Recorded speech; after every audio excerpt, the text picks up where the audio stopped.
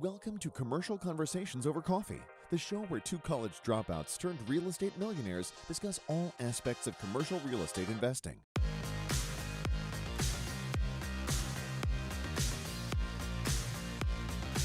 Now, welcome your hosts, Tyler Cobble and apartment guy Bruce Peterson.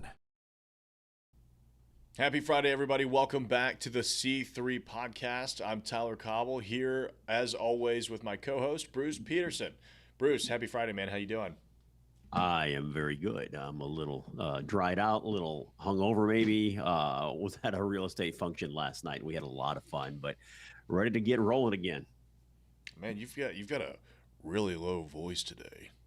When I drink the night before, anytime I take an antihistamine, it drives me out so bad my voice drops. It'll probably start to raise as we go through the podcast. But I wish it would stay like this all the time. But I don't like the things that I have to do to make it drop. Yeah, not everybody can be as lucky as I am, I guess. What were you doing? Tell us about the event. It's just well, I guess they're national, but they're based out of Houston. It's a group called Total Wealth Academy, and they just teach people how to invest in commercial real estate. All different forms of commercial real estate. They talk about single family, also single family flips, single family rentals. So they're kind of they cover everything real estate investing. Actually, started by a friend of mine, Steve Davis. A great group of people. They've been in business for a little over a year. They started up during COVID. But even with it, launching during COVID, man, they're doing really, really well. So I really enjoy hanging out with them and networking with people that are doing what I'm doing. Yeah, it's nice to see that meetup groups are starting to finally come back. I mean, that was one of the most frustrating parts of the pandemic for me because, I mean, man, that's how we get 95% of our business is just going out and meeting people and grabbing drinks with everybody. I mean, real estate is a very social game. And so not being able to get out and do that and learn and meet other people was really frustrating. Yeah, there were a lot of virtual things going on, but it's just not anywhere close to the same. It works, but it's better to actually see people. Yeah, 100%. I mean, it's I think virtual stuff is good for podcasts. It's not so good for meetings. I mean, we had I do a meetup for the real estate investors in Nashville. And they're recording them and they're doing fine after the recording, but the people that show up to the event live is far fewer. I usually have around 30 to 50 people show up to that meetup, and we've been having about 15 to 20 now, and it's because there's a social aspect of it that everybody craves. I mean, that's how you get deals done. That's how I've gotten a bunch of deals done. It's just by getting out and meeting people. Yeah, there's a national group that I speak at quite often, and they usually do about four events a year. And they went during COVID to a hybrid event where they have online viewership, but they also have the live in-person stuff. So, the middle of last year, it got pretty rough. We were in Baltimore, and, I was speaking in a room that had 3 people in it. There were a lot of attendees, but they were virtual. I'm hoping, and I'm sure it will go this way, people will start to finally come back around. Now, some people will always do the virtual thing. Some people, it's just their personality. They want the knowledge. They're not maybe comfortable, talking with people. They're maybe maybe not a recluse, but they're introverts and they don't like to get out and personally talk with people. But I think most of them will come back. The last one we just did in Houston with that same group, which is Think Realty. Great group again, fantastic group. Again, just oddly run by one of my good friends. I've written an article for them, actually. Yeah, they're a great group. But we did an event there in Houston, I think last month. And, the room that I was speaking to probably had 80 people in it. So it's starting to come back, and I'm really, really excited. Yeah, there's just no substitute for sitting next to each other and getting to know each other, pressing the flesh, if you will. Yeah, no, it makes a big difference. I mean, there's so much in body language alone that can tell you whether you click with somebody or not. So, especially when you're looking at doing deals together or trying to find deals, that's pretty important. What else have you had going on this week? So we do have something kind of exciting. I think I'm going to be under contract on my next apartment complex here in Austin, Nice. actually. Tell us It's about a it. little bitty one, right? It's a 48 unit, but and not to say there's anything wrong with the 48 unit. It's a great size for most people, but it's usually smaller than what we're going after now. And remember, I've talked about this a lot. The bigger you get, the easier they are to run. We're going after this 48 unit because it's literally right down the street from a property we own, a 200 unit. So we'll just bolt it onto that one, have it run by the exact same staff. But one thing that's really cool about what we're going to do on this one, and something that you and I talked about probably about 5 or 6 episodes ago, and there's a lack of female investors in commercial real estate. And that's something that both of us are aware of, and neither one of us are really happy about. I want more and more women involved. They have a different skill set than men do. They have a different sensibility, and they're really good at it. So on this deal, now we'll only have to raise about $2 to maybe $2.2 million at the most, but we're going to do it with nothing but women investors. Period. You can have your husband in there with you or your significant other in there with you, but you, as the female of the couple, will be the investor that we communicate with. You get the K1 yourself. So we're going to make a concerted effort that the only people allowed in on that specific one are women. My daughter, I have 2 daughters, no sons. I have a wife. I have 2 female dogs. Everything in my life. I'm the only man in my entire life. So, Hey, now. we just want to pull more people in. Well, okay, I guess you're in my life. You are the adopted child. Yeah, I don't have any sons. I don't have any other men in my life. Like, what the hell, man? But no, That's funny. it's going to be a good deal, though. That's great. I mean, that's pretty exciting. And what made y'all decide to take that initiative? I mean, I know obviously we've talked about it before, but like, what was the kind of trigger point? It's all my wife. Yeah. She knows I'm a big advocate for women. And so it's always in both of our minds. And she started talking to one of her girlfriends that's in the industry. And, she's actually invested with us in one of our deals. And they were talking about how, especially in the property management world, and that's how we know her. In the property management world, almost all of the office staff are women. Yet there are almost no women that invest in real estate. And it's just a big miss. And there's a huge opportunity there for women. So they were talking, and Steph, my wife, got the idea that, look, let's just go out and do a deal for nothing but women. And then, about a week later, this thing came across my desk, and I was like, yeah, that's a 48 unit. But again, it's right next door almost to one of my existing properties. So I thought this will be a perfect one to get started on that path. So it was all her idea, and I love it. That's awesome. So why did y'all decide to? I mean, obviously you've been focused on basically 200 plus unit apartment complexes. What was so appealing about this 48 unit? Again, it's right down the street, and because I can run it so efficiently. Because if I don't have something down the street that I can run it out of, this might be over some people's heads, and but when you run numbers or projections or budgets for an apartment complex, you're looking at how much you're going to spend on marketing and utilities and your loan and all this other stuff, but part of it is staffing. And staffing in multifamily, if you have full-time staff, you're usually going to be paying $900 to $1,100 and sometimes up to $1,500 per unit. Well, with this property, since again we can run it out of the other property, we're only going to have to spend about $600 per unit on staffing. So I have an advantage that most people that are going to try to get that property just won't have. So it's going to be very efficient for me to run because I have the economies of scale. So I can afford to offer a little bit more for the property than a lot of other people.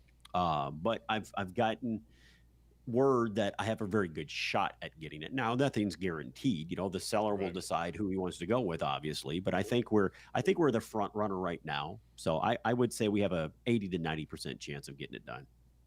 Well, that's actually pretty appropriate for the conversation that we're going to be having today about starting big or starting small, because you started off with a 48 unit, you got into 150 plus units, and now you're going back to a 48 unit. So a lot of people would look at that as maybe a step backwards, but that's not always the case. There are many strategic advantages to doing both small and big deals. So one of the questions that Bruce and I get asked all the time, or maybe not even questions, but one of the things that we face is somebody going, hey, I'm trying to buy my first quadplex. Or, hey, I want to buy a 16-unit apartment complex. And the first thing I always say to them is think bigger. Go bigger with it. which may not always be right. But Bruce, what are you started off with a 48 unit. What are your thoughts on starting small and going with a project that maybe you and a couple of friends could take on versus diving into a 48 unit apartment complex? There's no right answer. There's no wrong answer, right? You kind of alluded to it that what I always tell people, go as big as you can go safely. Don't overextend yourself. Don't get yourself in a bind financially. Put every dollar you own in your life into one deal. Don't do that. That's rough. That's reckless. You need the emergency fund for you and your family. So make sure you always have that. But if you're going to start at a 5 or a 6 unit, because multifamily starts at 5 units, if you're going to start with a 5 or 6 unit, even 12 or 24, you're going to run that yourself. Now, you can hire a property management company to do it for you. The problem is nobody wants to run a 12-unit property, you or a management company. So they're just a pain in the ass to run. You will almost, without exception, not have an office on site. And if you do, it's because you took one of your units offline to turn into an office, right? So let's say you have a 5-unit property and you take one of the units offline. Well, that's 20% of your units. If you stay full, you could never get above 80% occupancy. So it's just a bad idea. And then you take it to a third-party management company, say, hey, I'm buying this 12-unit. Will you manage it for me? God, I don't really want to, because it's really hard to staff those. You don't have enough profit to afford much in the way of payroll. So you'll be kind of an afterthought for that property management company. And most property management companies will have a minimum dollar. It might be 3% or 5% or 10%, or their minimum, whichever is greater. So for us, our minimum is $1,500. There are some companies out there, their minimum to take you on is $3,000. So if it's $3,000, and let's do this. Let's say you buy a 6-unit or 12-unit property, even 12-unit property, and you make $200 of free cash flow per month.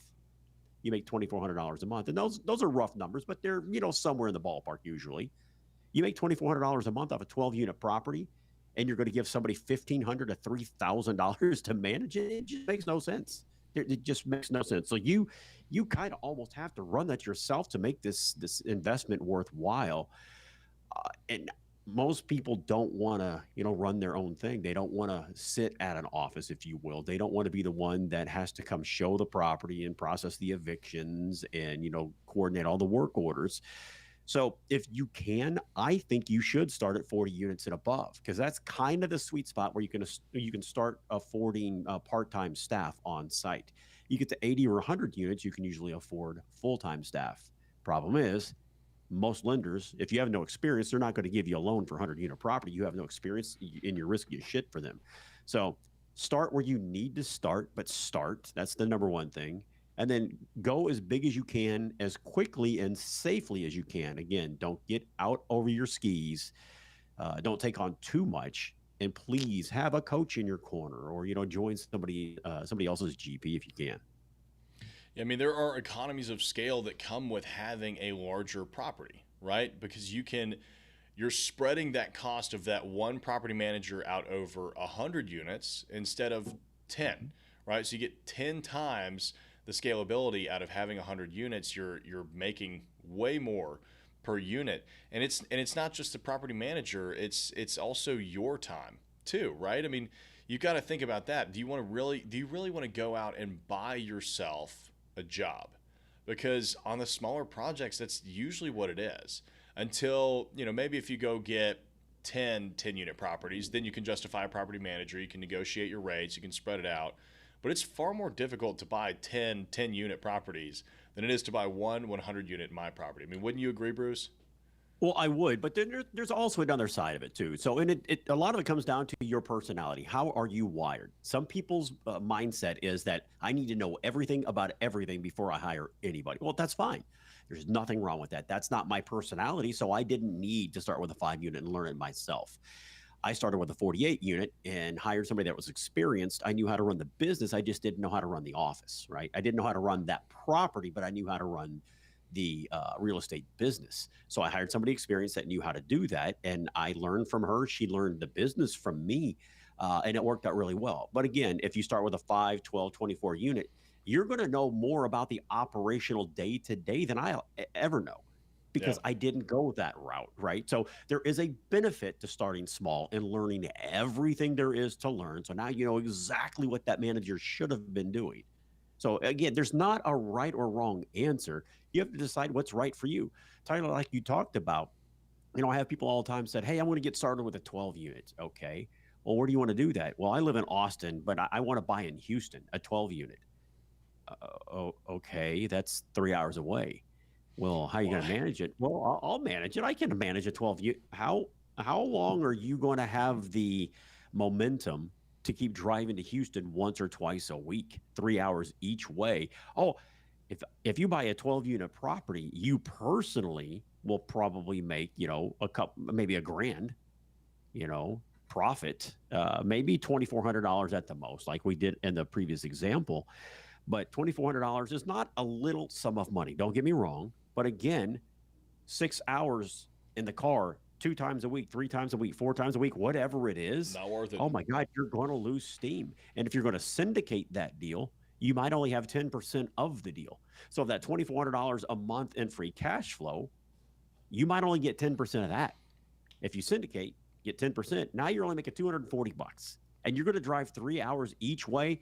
Everybody thinks they will, and I promise it will peter out. You will lose steam, and the property will start to suffer because of it. Then you got to go find a property management company that's going to charge you probably 10% or a $1,500 minimum, maybe a $1,200 minimum.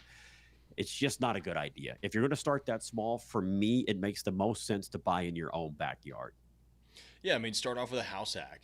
Go buy a quadplex, live in one of the units, rent out the other three, right? Or buy something that's down the street that you're going to have to drive past every day. That it's so convenient. It's on your way home or whatever, and you know that you'll never neglect it. I mean, I've found that even with properties that are 20 or 25 minutes away from me, that I just don't pay as much attention to them as I do all the properties that are within my 10-minute, 15-minute radius of where my office is. And so because of that, we sold off those properties. I just didn't want to deal with them anymore. Now, Chattanooga is a bit of a different deal, right? I mean, we went out and looked in Chattanooga for over a year before we decided to move forward on a project. And that was a project that was large enough to where we could justify the operations within that city. I mean, the building was 41,000 square feet. It's two buildings at 41,000 square feet. That's worth our time.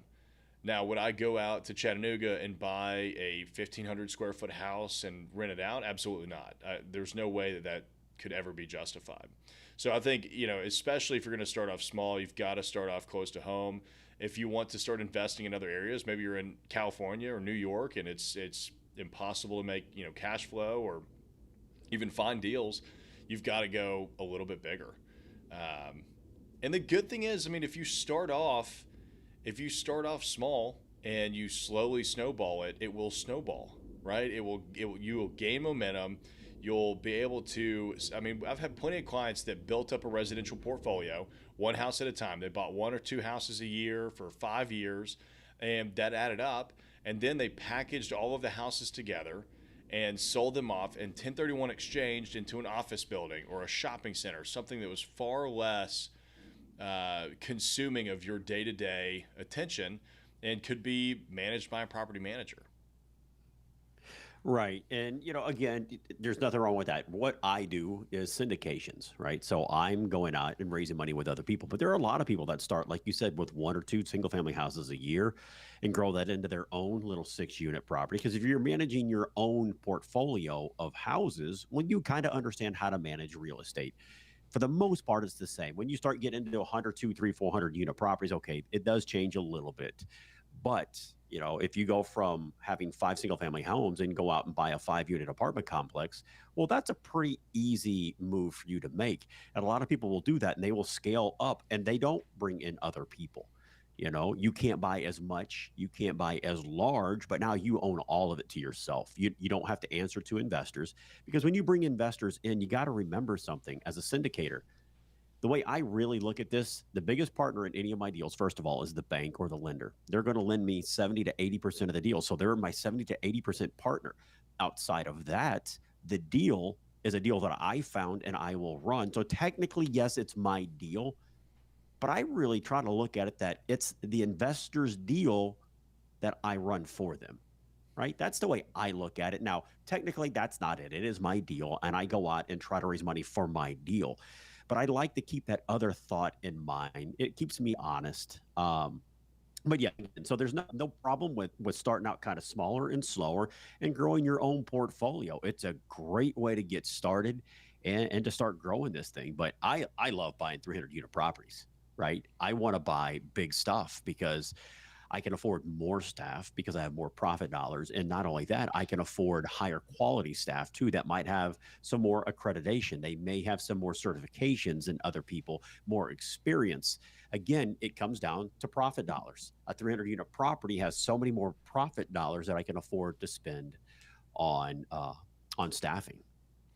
Yeah, I mean that brings up another good point. I mean that's one of the other pros and or cons of doing it, of doing real estate, right? I mean if you want to go on your own, you get to make 100% of the decisions. You don't have to worry about anybody else's money. You don't have to worry about, somebody getting upset because you decided to turn a tenant down that you just didn't like and you didn't trust and you didn't want them in the building, whereas your investors may have said, well, hey, we need the cash flow, right? And you obviously you can do that in commercial. You can't really do that in multifamily. But if you're syndicating like Bruce does, and I also do as well, you've got investors to answer to, and you've got a pro forma that you've got to adhere to, and an offering memorandum that you sold. The kind of project that you sold your investors on that you really have to adhere to. When you're going through that project. So it kind of, it's got its pros and cons. I mean, you personally will come out of pocket far less as a syndicator, but you kind of have a job, not really, but if you're doing it on your own, you've got to come up with 100% of the cash, 100% of the debt is on your back. So, pros and cons.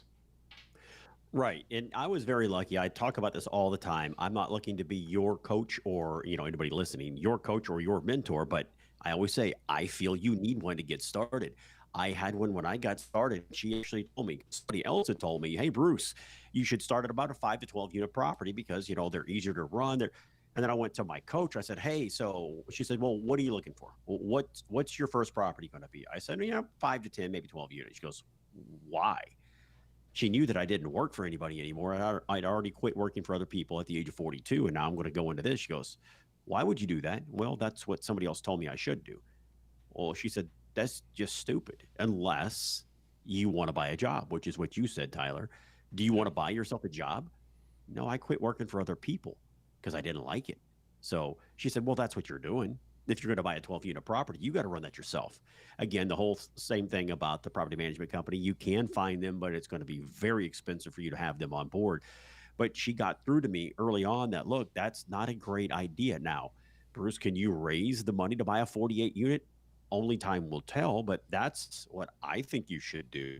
I thought, okay, well, you know what you're doing better than I do. You're the coach that I'm paying to show me how to do this. So I completely listened to her. And it was, it was a good move for me because, again, I didn't want that $15 to $20 an hour job. It just wasn't worth it for me. I could make a lot more money going trying to find that next deal or find the next investor. That's a lot more productive use of my time. Exactly. I mean, I think that there is diversification of your portfolio that comes with scaling bigger too, right? I mean, if you've got 100 units, you're diversified there because if 10 tenants leave, you still have 90% occupancy. If you have a single family home and one person leaves, you've got 100% vacancy. So it's, to me, being able to diversify that risk over more units just makes the project a little less risky. And then you think about it, if you've got $1 million in cash, you could go buy a single property with that $1 million, or you could put $100,000 alongside your investors in 10 deals. And now not only are you diversified over your tenant mix, but you're also diversified over the projects and the properties. You don't just have one location. You can scale out, and I mean, that'll make your property managers happier working on 10 larger projects instead of just one. Again, you get a better relationship, you get better terms. That scalability really means a lot. But I mean, my grandfather, he never invested with partners. He never wanted a partner, and he did just fine building up his portfolio over the years. So it's interesting. I mean, the good thing about real estate is like just get out there and do it. No matter how you decide to do it, as long as you're consistent, you continue. You know, if you want to take the smaller route and you want to stay small, you don't want to bring on investors, you don't want to deal with the stress, then just be consistent about it. Buy one or two houses a year. You know, over 20 years, you'll have a 40 unit portfolio. I mean, that's a lot of single family homes. There's not a whole lot of people that own that many single family homes. You know, same with if you're going to get out there and syndicate. As long as you're consistently doing the next project, I mean, you know, it may be every year or every 2 years that you buy one project, you know, considering the scale and the size, but you'll be able to add it up over time and do just as well. Right. So, two things come to mind when we're talking about this, right? Let's talk a little bit more about the scale. So I was at this event last night and a guy got up and talked about his story in buying single family rent homes. And then a person got up and talked about apartment complexes and what they've done. And so the guy that got up and talked about single family homes, he was very successful. He's a great guy, super nice guy. Everybody in the audience really was, dug into his story and very good presentation. But I was looking at the slides that he had on the screen, and he had something like I think it was 8 single family homes because he had like a chart of all of his portfolio. So 8 single family homes, and I looked over at the far right bottom corner, and it showed his total free cash flow or profit, if you will, on a monthly basis. It's like, okay, so he has eight. It may have been 10, but I think it was 8 houses, and his cash flow each month was $1,900. Like, okay, well, that's okay. That's roughly, right around $200 per unit, and that's solid cash flow. But he had to go out and buy 10 different houses. Okay, maybe eight different closings, 8 different searches, 8 different rehabs, 8 different everything. I go out and buy a 300 unit property. It's one transaction. And it would have taken that person. So I thought all the work he did to get $2,000 a month, roughly, if I go out and buy one 50 unit property, a 50 unit property is going to pay me about $10,000 a month in free cash flow. Again, as a syndicator, I might only own a portion of that. But again, it's the scale piece of it. I can do it all in one transaction. All of the properties are under one roof. I can repair them quicker, easier because they're all located in the same spot. So, that's another big benefit. So, again, I was just struck by he's very successful. And for most people, $2,000 extra a month from passive income, that's fantastic. And again, I'm not saying it's not. What do you want? Is that what you want? Fine. Well, then go do that. It's totally okay.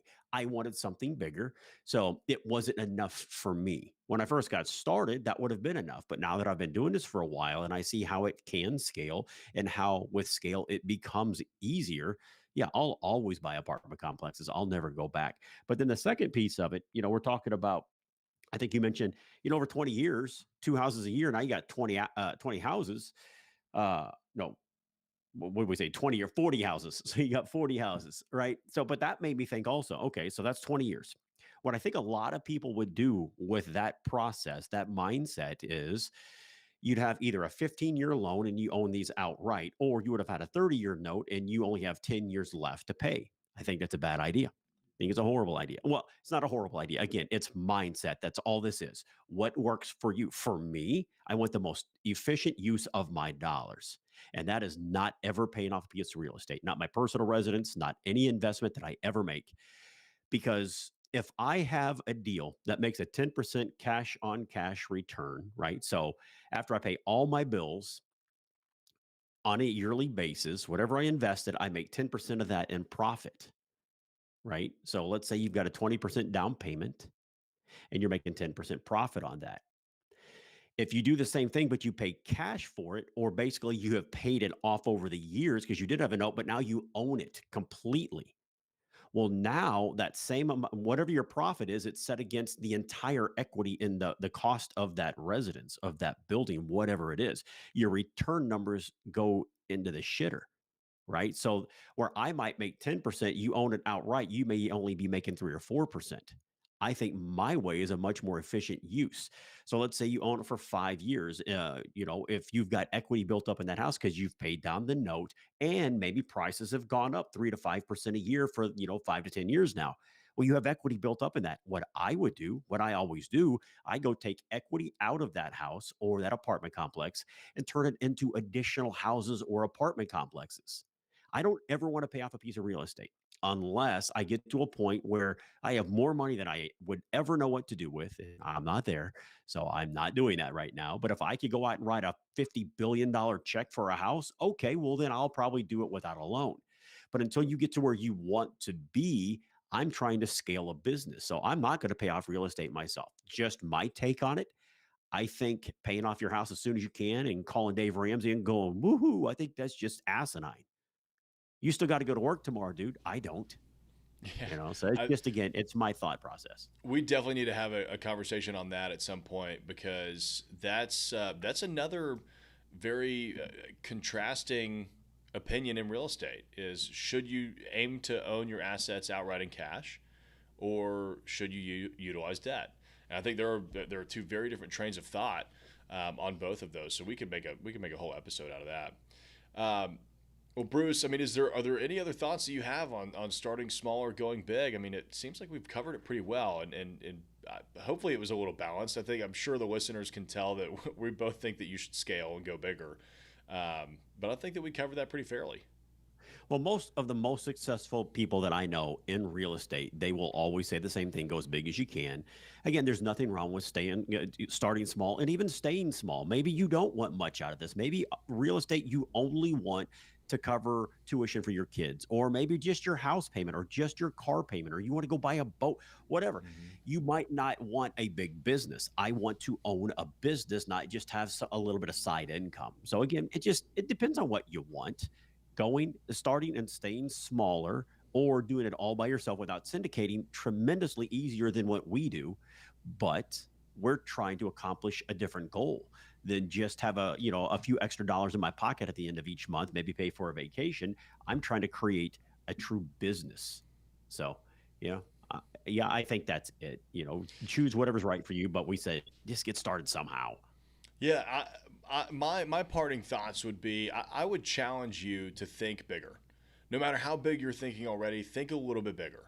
Right? When I first got started in commercial real estate, I kept taking the developer that I worked for, these little, 4 to 6 builds in East Nashville.